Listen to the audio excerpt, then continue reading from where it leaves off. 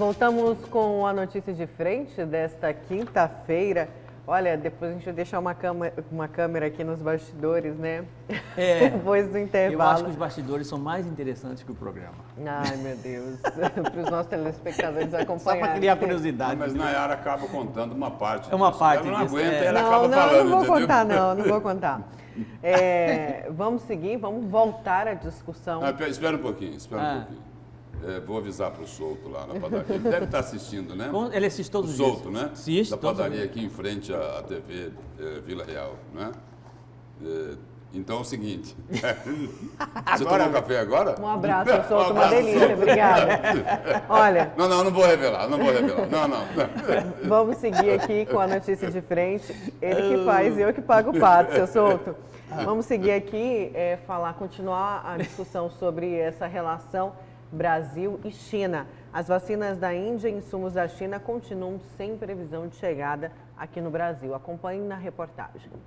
Em um evento na Aeronáutica, o presidente Jair Bolsonaro exaltou a atuação das Forças Armadas na distribuição das vacinas. Também a nossa Força Aérea, nessa primeira parte da entrega de vacinas no Brasil, cumpriu a sua missão no dia D-1. Isso é motivo de orgulho. O discurso coincide com o lançamento de uma campanha que ressalta a capacidade logística do Brasil em realizar uma vacinação em todo o país. Tudo para você exercer o seu direito de se vacinar. O problema para a vacinação em massa nesse momento é a falta de matéria-prima para a fabricação dos imunizantes. Até agora, não há uma previsão de novas doses para os próximos dias. Os insumos da Coronavac e também da vacina de Oxford têm origem no mesmo país, a China. Nesta quarta, o presidente da Câmara, Rodrigo Maia, teve uma reunião com o embaixador da China no Brasil, Yang Wanmin. Segundo Maia, não há problemas políticos com o Brasil. O embaixador teria prometido empenho para agilizar o processo de exportação. Esse empenho, que ficou claro por parte do embaixador, para que os insumos, tanto para a Coronavac e também para a vacina da Fiocruz, possa chegar ao nosso país o mais breve possível, para que a gente possa produzir a vacina e proteger a vida de milhões de brasileiros. O vice-presidente acredita na diplomacia para trazer os insumos da China e 2 milhões de vacinas prontas da Índia. Ao mesmo tempo, nós vamos procurar, usando a diplomacia, o relacionamento. Hoje o assunto está na mão aí do Ministério das Relações Exteriores, para que se consiga que tanto a Índia, o governo da Índia, no caso dessas 2 milhões de doses, como o governo da China, acelere um pouco lá a sua produção nas suas fábricas de insumos. O Ministério das Relações Exteriores realizou uma conferência telefônica com o embaixador da China e também os ministros da Saúde, da Agricultura e das Comunicações. Segundo a nota, o governo federal vem tratando com seriedade todas as questões referentes ao fornecimento de insumos farmacêuticos para a produção de vacinas. Para garantir a aplicação correta das doses que já foram distribuídas, o Ministério encaminhou um ofício a todos os estados, reforçando que a campanha de vacinação contra a Covid-19 no Brasil conta, neste momento, com apenas 6 milhões de doses do imunizante e que o total se refere à primeira e à segunda dose. E destaca a necessidade de completar o esquema vacinal com intervalo de 2 a 4 semanas, a fim de que haja adequada imunização. Esse assunto é destaque do Haroldo. Haroldo, indo para o seu destaque, posso fazer uma pergunta? Claro, se eu souber responder, respondo na hora. Eu acho que tem a ver com o seu destaque aí, eu acho que essa pergunta deve estar no destaque. Houve uma crítica muito forte, aliás, claro, na condução, mas houve um investimento, se eu não me engano, era o Taishi, o ministro Taishi, o ministro, na época que se investiu na vacina de Oxford. Na verdade, o Brasil foi um dos primeiros países a dar um aporte e já garantir essa vacina, que era a vacina mais avançada, porque Oxford já estudava o primeiro coronavírus, coronavírus SARS-CoV-1. Só que não se preocupou com os insumos, foi isso que aconteceu, para que a gente entenda. O Brasil investiu na vacina e não preocupou-se com os insumos, porque falava de tudo isso há um tempo atrás também. Houve Até uma... mesmo de como se vacinaria, se teria agulhas também suficientes para isso. Com relação à vacina de AstraZeneca, Oxford e a vacina da Sinovac e Coronavac, houve uma transferência de tecnologia, né? O conhecimento.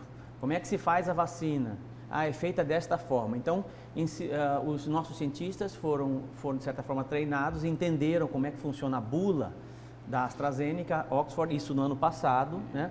E começaram a tentar a fabricação, né? E precisava, sobretudo, de insumos, e não se tinham insumos. Mas o primeiro lote que veio para o Brasil, para fazer aqueles testes do Brasil, eram vacinas prontas, produzidas lá no Reino Unido, né? E a outra produzida na China, para fazer os testes de primeira e segunda fase, né? Para tentar chegar na terceira fase. Mas o problema dos insumos é recente, não é daquela época, né? E aí agora resolveu-se comprar mais vacinas e agora você tem esse impasse gigantesco com relação aos insumos, tá? Mas quem tem medo da China, né? Quem é a China? Um país com mais de 1 bilhão de habitantes, 1.350 bilhões de habitantes, né? Que tem 7% da sua terra arável, perdendo 1% ao ano, não dá para alimentar todo mundo e precisa comprar praticamente alimentos do mundo todo. Segunda maior economia do mundo, tudo indica que pós-pandemia, muito rapidamente, tornar-se-á a maior economia do mundo, ultrapassando os Estados Unidos, pós-pandemia, né? Agora, quem tem medo da China, tem medo porque sabe que a China é um grande poder econômico. O que ela não tem fabricando hoje, o que ela não fabrica hoje, ela copia, está em todos os mercados internacionais, né? E não dá para brigar com a China. É de uma responsabilidade muito grande qualquer chefe de Estado tecer qualquer tipo de palavra dúbia, né? Qualquer tipo de crítica que possa levar a um desequilíbrio internacional. E, infelizmente, né, é como se dar um tapa numa caixa de marimbondo, né? Você vai ter consequências, né? Corre que você vai ter problemas com relação a isso. E, infelizmente, o que nós observamos hoje com relação à China e à Índia, que são os dois maiores fornecedores de insumos para o Brasil e muitos outros países, é exatamente isso, né?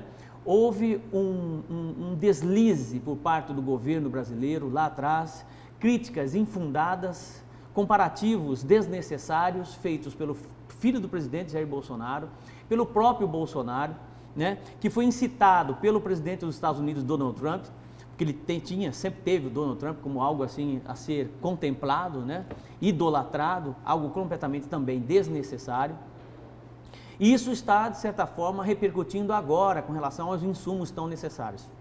Brasil aprova 2 vacinas importantes em terceira fase pela Anvisa e no mesmo dia autoriza a aplicação dessas vacinas. As vacinas chegam aos estados, né, nos estados. Começa-se a distribuição das vacinas.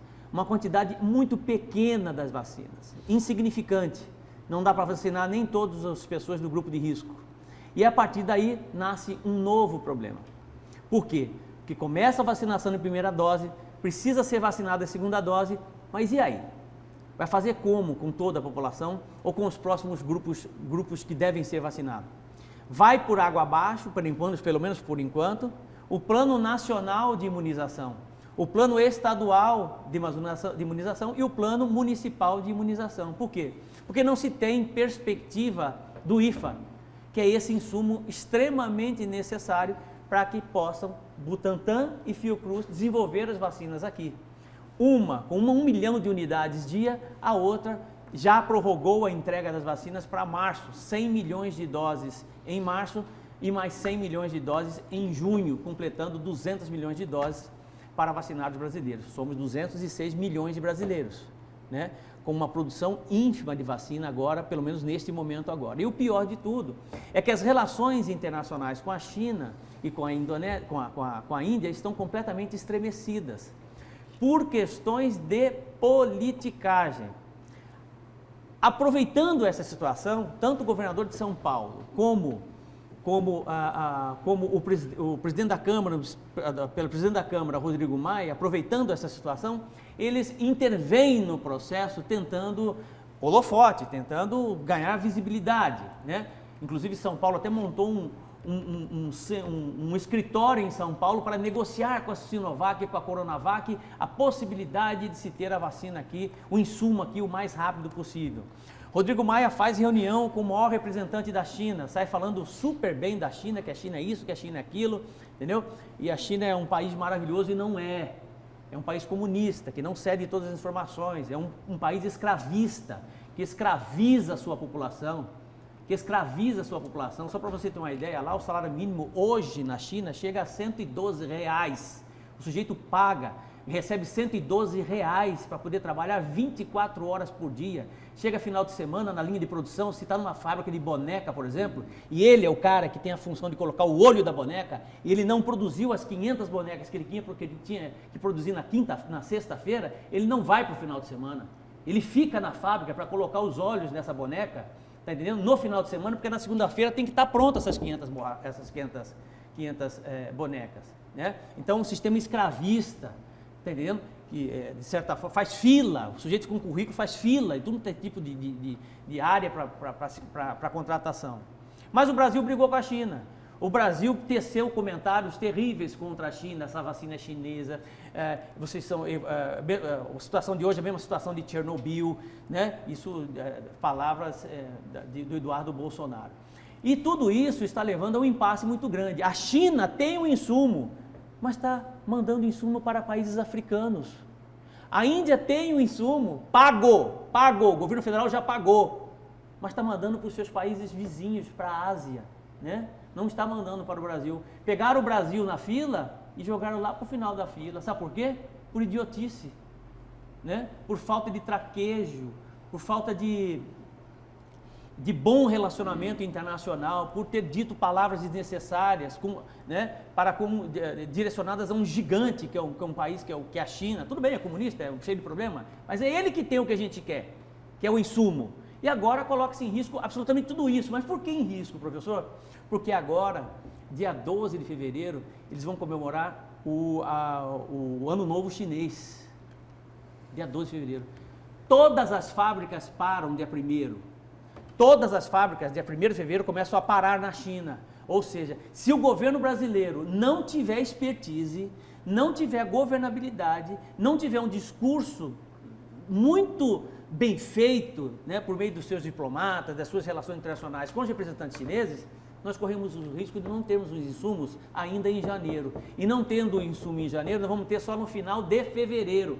Tendo o final de fevereiro, essa vacina vai demorar mais ainda para acontecer em nosso país.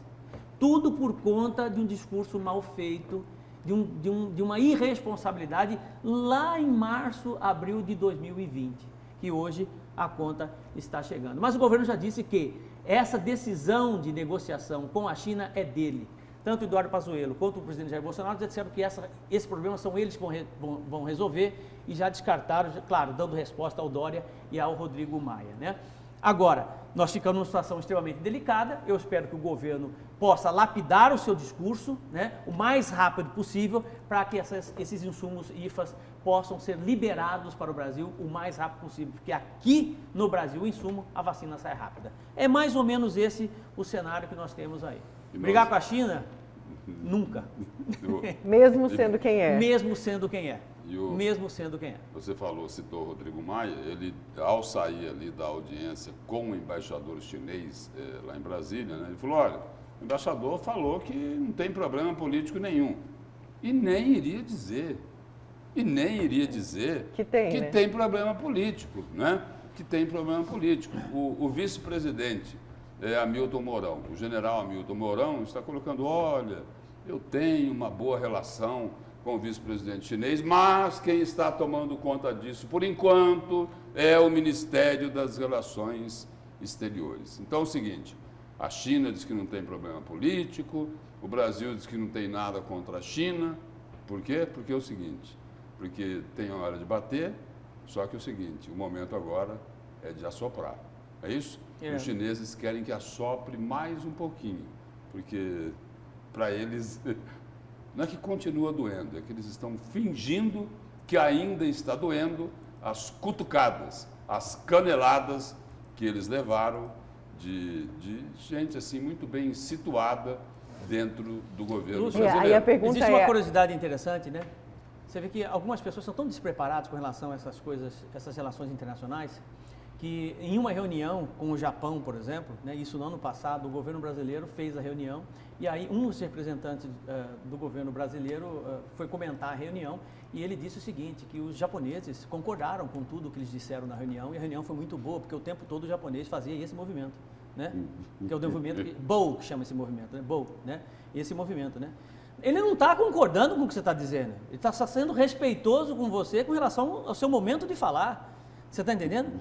Né? Então, você está vendo o despreparo, você está entendendo? Quer dizer, são pequenas coisas, sabe, que fazem uma diferença gigantesca. Se você recebe, por exemplo, um cartão de negócios, aqueles que antigamente tinha aquele negócio de trocar cartão, né?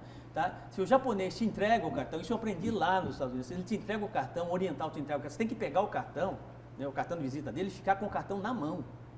O brasileiro pega o cartão e coloca no bolso, né? Isso é de uma falta de educação gigantesca para o oriental, né? Você não faz isso nunca. Entendendo? E aí depois que ele virar as costas para você, você pega e guarda o cartão. Então, quando você estiver falando aqui e eu ficar fazendo isso aqui, não é que eu estou concordando, eu sei né? disso, não é que eu estou concordando. Mas eu sei disso. E aí a gente não pode esquecer. Está sendo educado comigo, né? Porque é o meu momento de falar. A gente não pode esquecer que... Aí tem uma outra pergunta, Haroldo. O Brasil vai alimentar a China ou a China vai engolir o Brasil? Boa pergunta, né? O mundo vai alimentar a China e já vem alimentando a China. Nós somos um dos maiores exportadores de alimentos do mundo, né? Commodities, o estado do Mato Grosso, por exemplo, é um grande exemplo disso, nem pensar. Nem pensar. Nem pensar, né? É inadmissível isso, né? Olha, como está entrando um monte de bombeiro aí, né? Estão precisando, né, de muito bombeiro para resolver esse incêndio aí com a China, né? Está entrando João Dória, todo mundo. Rodrigo Maia, querendo uma ponta. O general Hamilton Mourão. E será que os reis da soja não podiam ajudar também, não? Eles vão ficar quietinhos, não querem perder. Na verdade, aí o Dória não é nem bombeiro, né? Não. Ele está mais para outra coisa. Para incendiário. Incendiário. Ele que está com fogo. Olha, eu fico impressionado como que é oportunista. Eu não consigo achar outro caminho para o João Dória. Mas eu contei para o Lúcio que o governador de Goiás, Ronaldo Caiado, fez mais, né? Para dar uma alfinetada no Dória, postou assim... Dória postou que ele foi o primeiro, né, ali a vacinar o governador, e o Caiado postou a foto dele vacinando, falando: eu sou o único governador que pode vacinar, que pode aplicar a vacina, ou seja... Por ser médico. Foi na frente. O presidente Jair Bolsonaro, com a sua equipe, ministro da Saúde, Eduardo Pazuello, vai ter que dar 1, ou 2, ou 3, ou 4, ou 10 passos atrás, né, medir as palavras com a China, para que isso chegue o mais rápido possível. Vamos para o intervalo, para mais um intervalo. Na volta eu vou trazer os dados do coronavírus, o decreto de Várzea Grande também. Tem aí o comentário do Lúcio sobre o veto do governo. A gente achou que esse veto não fosse acontecer, até porque a Assembleia já disse que ia derrubar. Eu achei que não ia acontecer, que o governo não precisava de mais um desgaste, mas assumiu aí, então, mais um desgaste junto aos servidores públicos. A gente já volta.